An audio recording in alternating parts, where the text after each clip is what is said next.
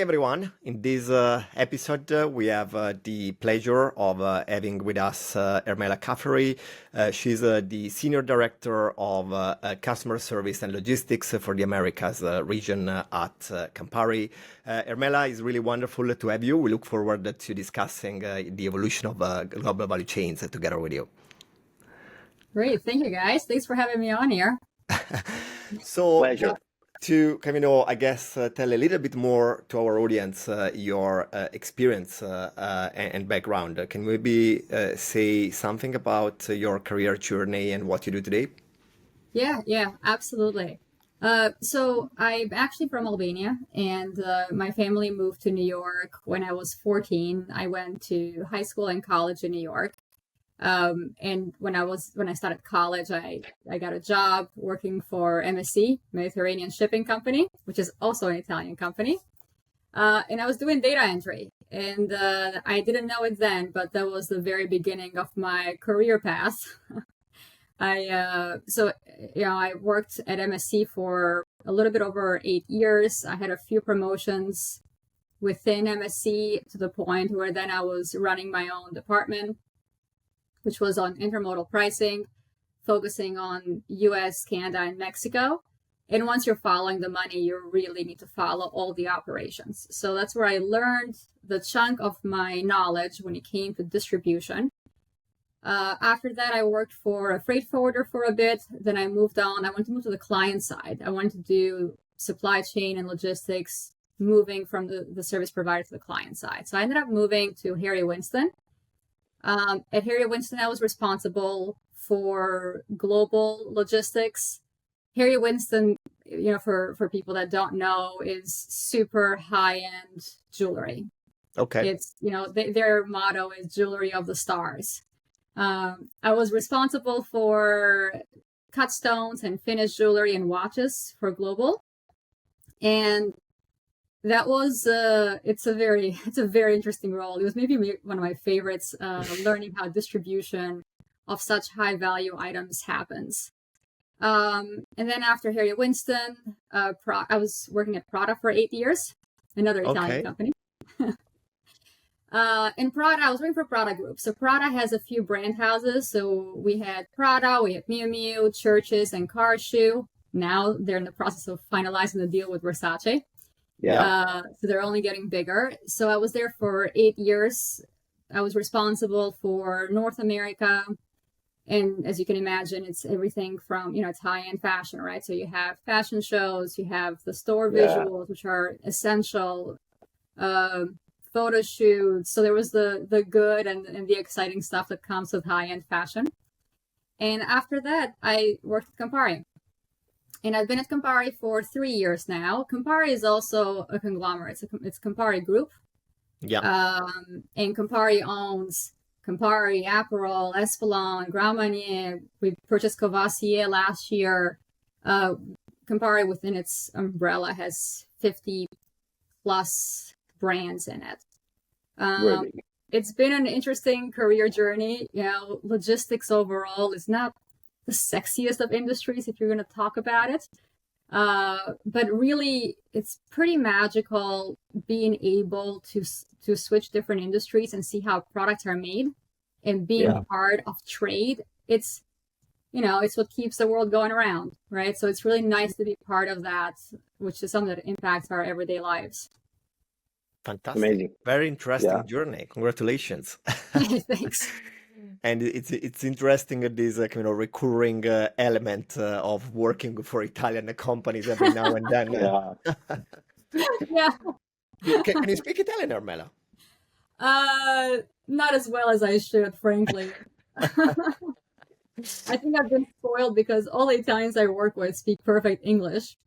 So we always end up switching to English. But to English, it happens.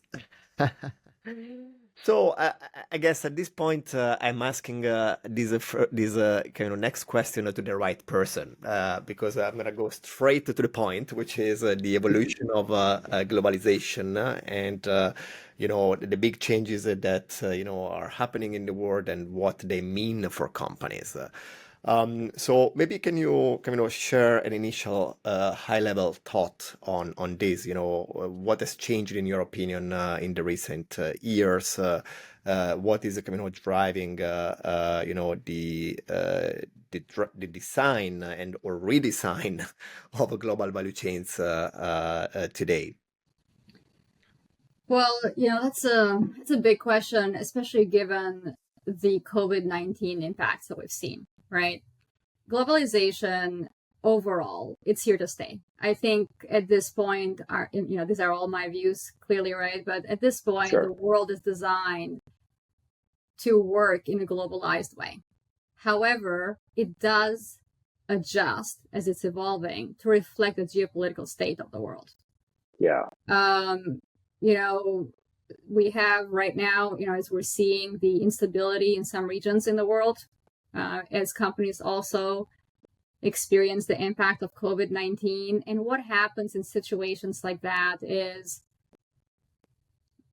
if there are any cracks in the foundation of supply chain and distribution, they start to show, because that's when you see your vulnerable sides, right? What has happened since, especially during COVID, I think that must have been the biggest shakeup initially globally that we were experiencing. And what happens is you start to realize that you need backup plans. You need a backup to your backup plan to be able to keep operating, to have that supply chain continuity. And when you're having a backup to a backup, you're no longer viewing your priorities as the optimal solution. To say, for example, well, I'm going to prioritize cost, right? When you're looking at a backup to a backup, then now you're looking for accessibility, and now you're reducing the priority of cost in that operation, which, you want to be able to bring your product in. So you're looking at how close are you to the manufacturer? How stable is the country this manufacturer is in? What do the regulations look like? Anyway, we can get into more detail about that later on, but that's essentially the full impact that has shown us how do you prepare your supply chains. No, yeah. This was a very broad question about, what's the globalization look like? You introduced the third question there, that is, which are the key drivers, in this new global value chain. And you already said something very, very important that is mainly more referring to resiliency concept, to avoid disruption rather than cost optimization. Can you develop a little bit more here? That's so interesting. Yeah, so sure. Okay, so when you're looking at, there's a new term that has, and at least it's new to me, right? But maybe it's been around forever, but now everybody's talking about it, which is something called just-in-case supply chain. Yeah.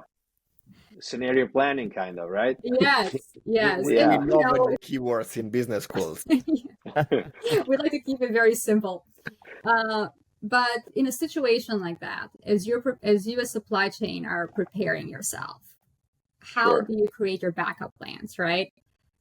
You need multi-sourcing. You can no longer rely on just one supplier. But this also means that when you're doing your allocation of suppliers, you can't give your business all to 100% to one vendor, because you can't keep somebody else on retainer if you're not giving them any business, right? So you really are looking at multi-sourcing overall. And this is maybe the most straightforward of strategies, right? Can I get my product out of Italy or out of Mexico or out of China, right? Like, where are your things coming in from? What you also need is things that are, you would be in an area or a country that is stable, has a stable geopolitical stage. What's important about that is exists these days. I know your cookies get slim, right? But you need to keep that in mind, right? Because if you have a lot of volatility, or you don't have enough predictability, you can't even plan forward as well. So you sort of need to, in a way, in a general direction, know what might be coming from this particular region or country. What you also need is reliable transportation. So you mean the carriers? You mean the carriers, or more infrastructural side? Statement. Sorry, what's that? Infrastructural side or carriers? Yes, both. So So both, right? There is you'll see this, for example, in South America. South America Yeah. has a lot of feeders that go to their ports. So now, if you have a big company like MSC, and they have Yeah. these massive ships, if they need to prioritize where they're going to be putting their ships, they're not going to be putting it perhaps in a South American lane. They're going to be prioritizing a bigger trade lane, perhaps, Europe to US, right? So if you don't have the vessel capacity, if you don't have a priority on that lane where you know it's going to become second, third, or fourth for a transportation carrier, then what you're causing is port congestion. Oh, yeah. Which then it all trickles out, right? So there's no vessel capacity, there's no consistency in transportation timing, so you can't really plan ahead. But then at the end of it, you also don't have the reliability to know that the port is operating correctly. And that's the bullwhip effect, from, academic, right? Yeah, absolutely. Exactly. Yeah. There's also one other aspect of this, which is not as straightforward, right? But what's important to also keep in mind is if you're looking at a sourcing location, ideally, right? So this is why I had this on, in the back of my mind as one of the lower priorities. However, it's very important is you do want to partner up with suppliers that are in trade-friendly country regulations. And what does this mean? For example, US and Canada have trade agreements. Yeah. Which means that even if something else goes haywire in a different region of the world, it's very likely that that trade agreement is going to be the last one to be touched. And this is another thing that you need to keep in mind, right? Because your big focus is really continuity. And you just have to get ahead of the other guy. You don't have to be the one reinventing the wheel, right? You just need to be a slightly better than everything else that's going on. Because at the end of the day, it's a ripple effect. Like everybody gets impacted by things like this. Yeah. And I guess, Camino, again, speaking about these drivers, I guess this is a concept, of course, of business continuity is, something probably today extremely important and maybe more important than in the past. But in a way, is a concept that, has been there since the very beginning of supply chain management, right? Yeah, for sure. I guess something that is, possibly new, at least compared to that, is, for example, the acronym ESG, which is, something that I guess entered the language of business in the last 20 years and is something that is reshaping the way organizations strategize and the way also they design their operations and supply chain activities. So based on your experience, do you see also changes happening because of the ESG conversation? Yes, absolutely. Right. And I'm happy to see it. Me too, by the way. But the big 3 key drivers of ESG are really carbon footprint, right? Yeah. So your production and transportation in compliance with carbon regulations. Yeah. Labor and human rights, right? So labor rights, supply chain transparency, community impact, governance traceability, right? So what does your anti-corruption look like, data visibility, and so on. Now, carbon footprint, even to this day, it's very much a social commitment. Yeah. It's, it's something... On a broader sense. On a broader sense, yeah. On a broader sense, yeah. So as a company, you really just have a social commitment when it comes to how you're operating. Mm-hmm. However, this has been something that has been in our industry for a long time. So every year it gets bigger and bigger and bigger. And what does it mean? That means we have more data. So today we're able to understand our carbon footprint from the type of fuel we use, the load efficiency that we have, the mode of transportation that we have. Are we using ocean? Are we using air? Are we using truck? Are we using rail? Are we using barge, right? So we have that information today. And the more information you have, once you have the data, then regulations will be able to follow. Yeah. Because now you have something to regulate, right? Now you have a base. I mean, look at Patagonia. And, Patagonia comes up, I think, in everyone's supply chain discussion is that they're published their ESG globally. Yeah. And they hold themselves socially responsible as a company to make sure they deliver, as to the best of their abilities, their carbon footprint. What's one thing that I think is really worth mentioning is that whenever we have these supply chain discussions, there's a lot of focus on globalization. Everybody wants to understand how do we transport globally? What is our efficiency when we're shipping globally? And that's good. However, there is something else that needs to be looked at as a supply chain person, which is the distribution within a country, especially last mile, because that's when all your efficiency goes out the door.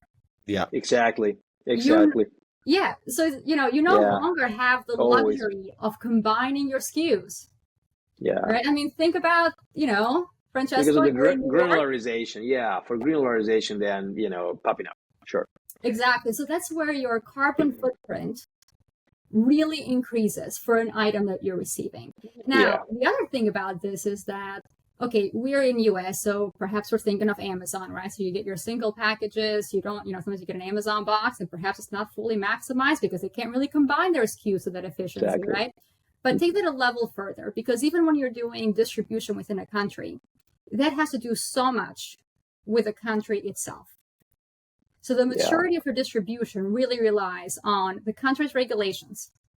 Like, are they really, in a way, encouraging their vendors to meet certain standards when it comes to carbon footprint?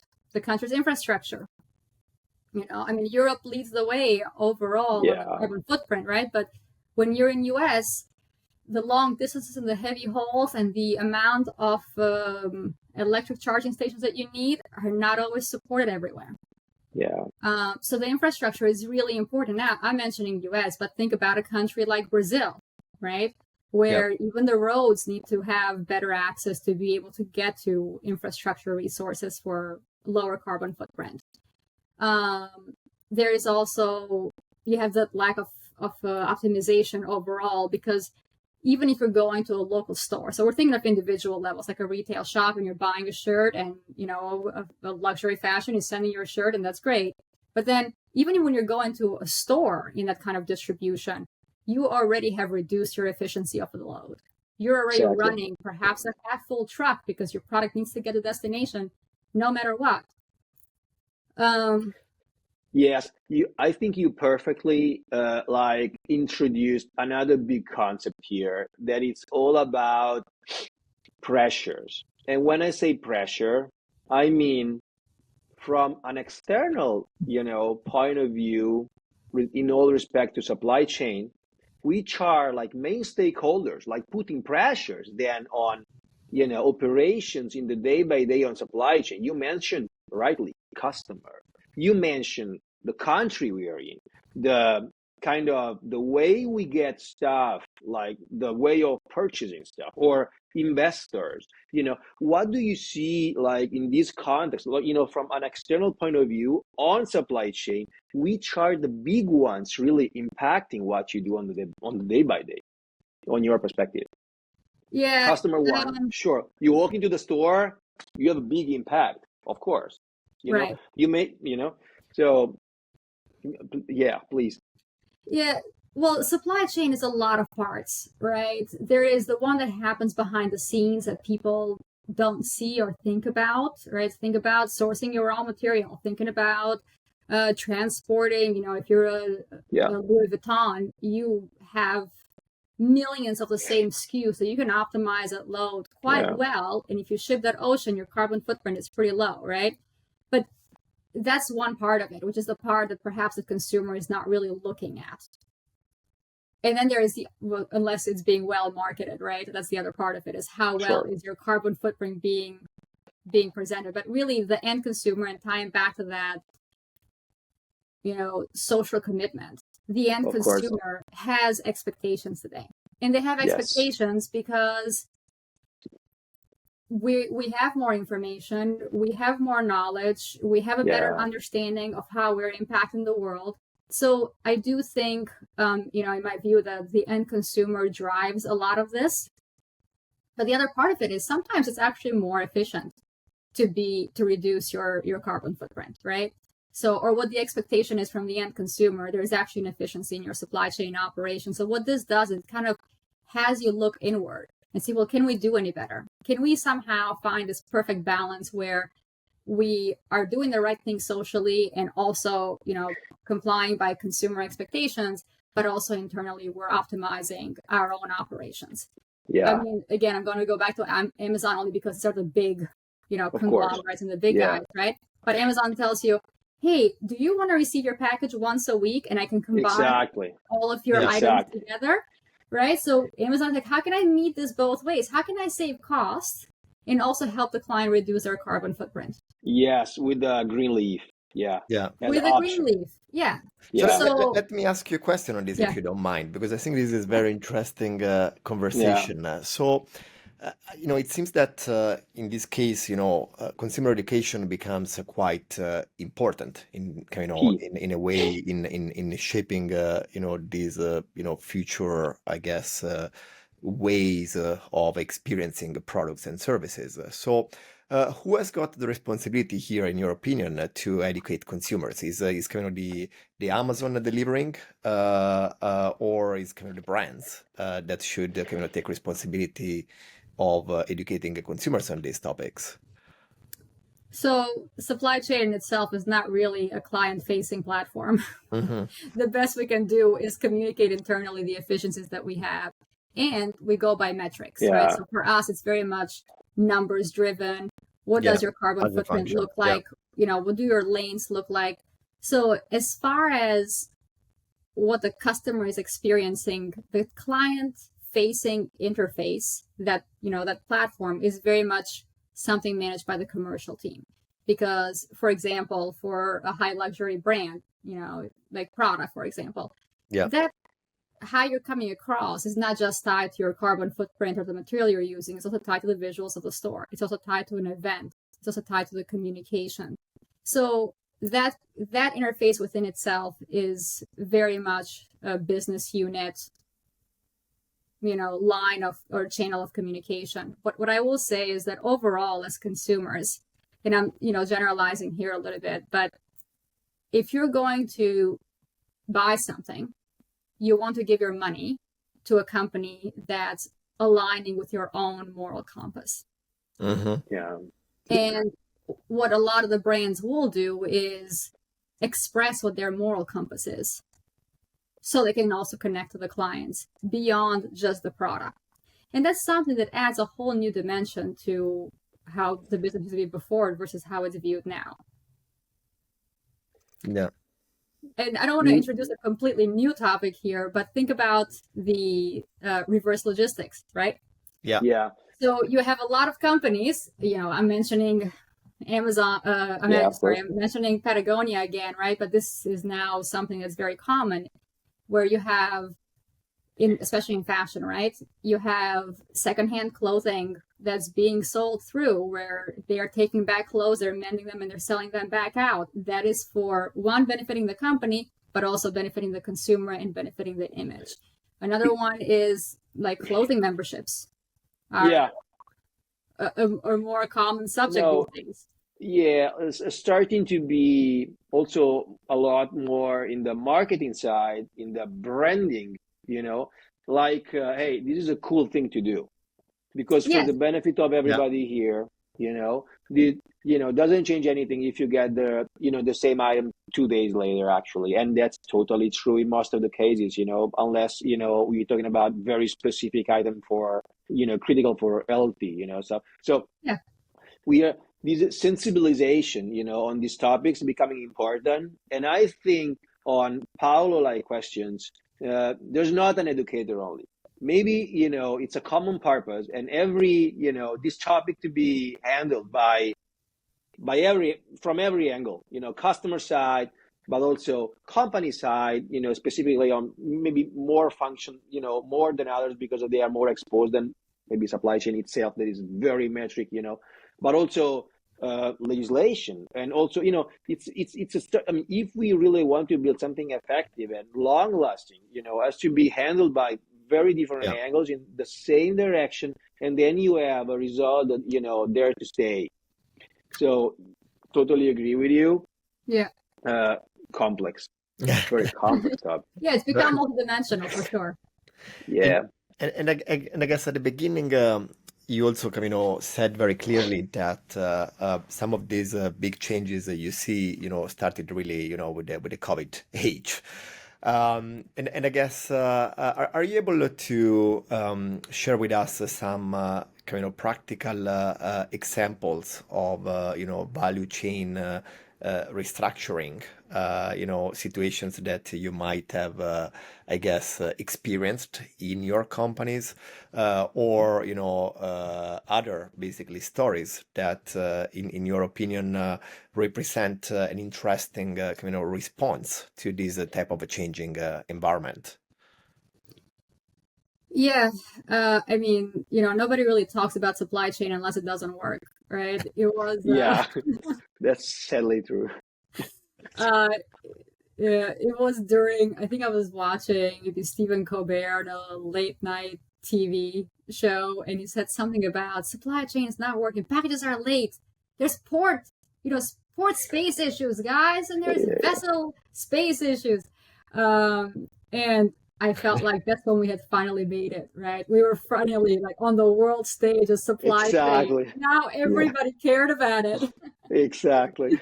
So I would say the biggest thing that initially started to change is that there was more awareness of it. People all of a sudden were thinking about how long it took things to get places, what the Yeah. challenges were. But then there were some more, company specific changes that happened, right? Or industry specific changes. So like at the time, when COVID started, I was working at Prada and all of our stores were shut down. Which meant Yeah. that, there were still clients that wanted to buy items, and we really had to adjust our e-commerce fulfillment to be able to service clients. We had to adjust where our inventory was. We had to scale up, right? Because all of a sudden this was the only channel that was selling. So there was a lot more focus overall, which I know we weren't the only ones doing that. I'm sure all the other retail brands were doing the same thing, right? You really had to prepare for scalability on a completely different way than you were doing before. Which the other part of this is, okay, this started, but then overall the purchasing behavior of clients changed. And it's continued today. I mean, before this call, I was telling you guys I left the city during the pandemic, and now I live pretty far away in the countryside in upstate New York, right? My purchasing pattern has changed. I am no longer next to a product store where I can walk in and buy stuff. But the changes like that remained, a lot of them have remained. Hybrid work, remote work, travel restrictions, and so on have changed overall the way that the clients function. Yeah. So now you have to prepare for scalability, right? All of a sudden. The other part of this is because everything sort of took off, it wasn't just you as the brand that was doing this. Your transportation providers had to do the same thing. They had to get ready to deliver more single packages in areas that perhaps they hadn't before, right? So then you had more reporting, you had service level restrictions and service level data, more EDI, because now you needed way more information for these new channels that had opened up. Yeah. No, I think you mentioned like a couple of minutes before earlier, super topic. You said, hey, when bad news are coming up, that's we are, so you finally recognize us, and that's true. That's true. I mean, talking like, I had a chance to like talk with several like supply chain, really into function like folks, and coronavirus maybe determine, I don't want to say necessarily like post globalization stuff, but in that moment when shortage coming up, I remember the picture of Los Angeles like port blocked and no stuff, no semiconductor at all, and then hey, everything's like on hold. Okay, Yeah.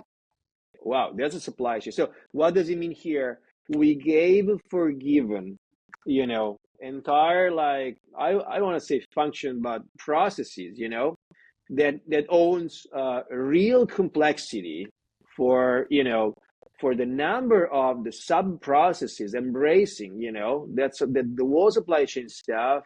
And also you mentioned like adjusting from store to system. Man, it's complex. When we talk to like normal people, you say it's 5 minutes work. It is not. It is completely not. There are financial implications.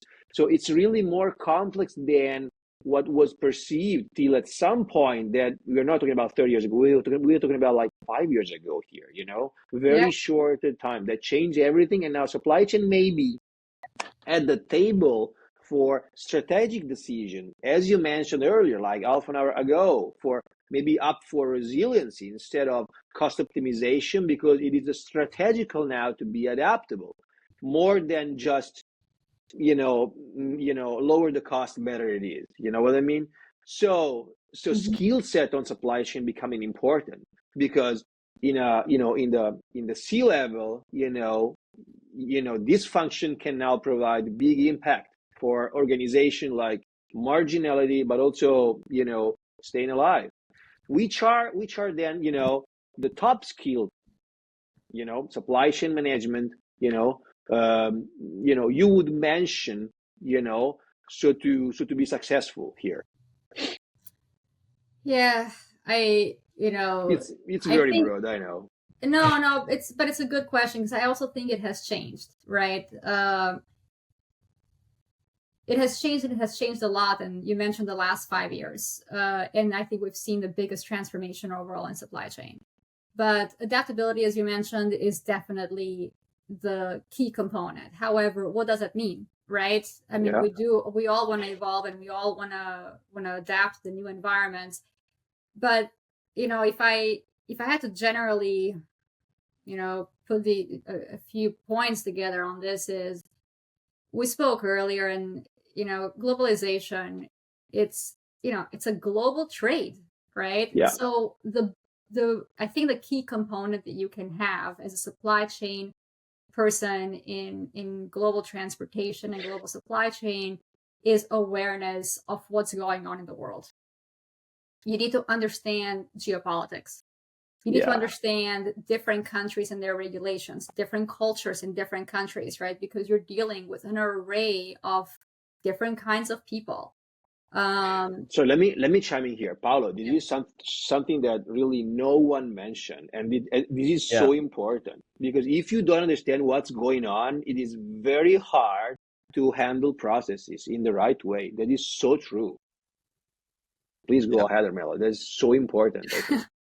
Yeah, Yeah, because it's a ripple effect. If something is happening, when we had the interruptions in trade in Red Sea, if you're somebody that's in the of US, you're course. going, I'm so far away from there. Yeah, However, if you are yeah, shipping anywhere where the ships are going through the Red Sea, which there are a lot of lanes going from US to APAC, you have interruptions, right? So knowing a little about a lot globally really helps you set things in perspective, really yes, understand the network and the grid on how things work. yeah, Now, of course, you can't be the expert at everything, right? So the other thing is knowing who the people with the real expertise are, to be able to tap in and ask for more information, and knowing yeah, when to ask for that information. I mean, I have to say, one of the things I read the most is The Economist, and that yeah, helps me do my job better. yeah. That's true. Yeah, I'm sure it does. I believe you. Yeah, And Um, yeah. can I ask you maybe about like I don't know, maybe personal experience? I'm sure that over the years you led some major initiatives of change in the organizations you worked for. Is there a project or an initiative that when you look back, you realize it was particularly important, meaningful for the organization, but also like an exceptional learning experience for you? Um, yeah, there's been so many. I feel like a lot of the experiences have been transformative, right? But I will say that I am most proud And I think I've managed to overcome some of the biggest struggles or hurdles that I have faced by hiring the right team. I have been absolutely fortunate to work with extremely dedicated, driven, genuine people. And I would say also, I think one of my strongest skills is my leadership, right? I really do genuinely very much care about anybody that's ever worked for me and the people that are in my team that we partner up together. And I don't know if this comes because my father was a general in the army, right? I don't know if it's nature or nurture that led here, but I would say one of the most transformative things is really having the right people and then being able to have all of us pursuing the same goals. Together. Being able to set the tone on how do you tackle the next hurdle? How do you prioritize? How do you bring the efficiency at the same time as you're facing operational challenges? And I would say that is probably one of the things that really transforms an operation. This is so interesting because maybe like expectation to like tell about a very technical thing, and I do like this teaming thing because once again people makes the difference, and it's not just just a brand and stuff, but it's totally true. And working together because vetted together and handling together issues in these like also turmoil, an environment continually changing. It's like it's like somewhat it's like relationship, whatever happens we are together into that. If we are really together into that, we're gonna do that, no problem at all, no concern. Absolutely. And that's totally true.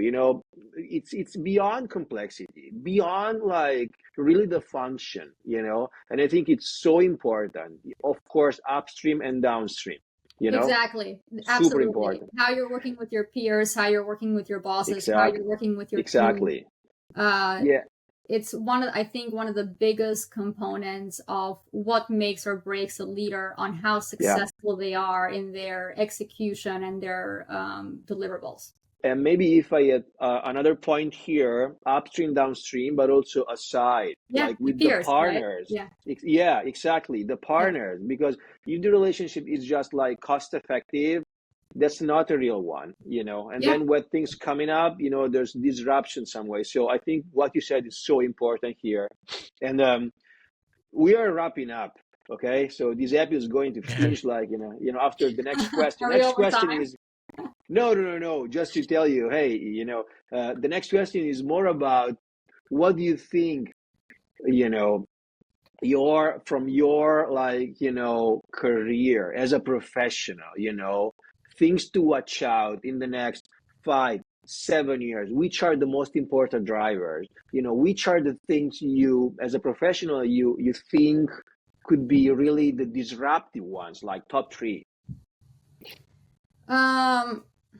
Well, I know we spoke about carbon footprint, and perhaps at this point, this topic has been talked to death, right? But Earth is not safe from humans yet. We are going to be seeing more regulations coming forward. We're going to be seeing our overall distribution impacted or changed or adjusted to meet the new vision. Our technology gets more and more efficient, so we have the ability to come forward and make more transformative changes. So I know this is maybe a very popular topic, but it is one of the things that's still transforming, because we've been mentioning some of the big players, right? We've been mentioning the Patagonias and Amazon, but think about how many small or mid-sized companies are out there that are still operating on Excel. True. Think about their priorities are different. They don't have AI to help them overnight understand their consumers' patterns, right? We're not there. So as an industry overall, right? Like you have the big top players, and as a Walmart is operating likely, right? But you have a lot of small to medium-sized companies that are still in the transformative stages and following the path on these adjustments that we're going to be seeing. Another big one is AI. And I have to tell you, this is one of those where we discussed being, agile and being flexible. Nobody knows where AI is heading. And even listen to the economists that I mentioned, like even listen to their podcasts who are AI specialists, all they can tell you is guesstimates as to where we're heading.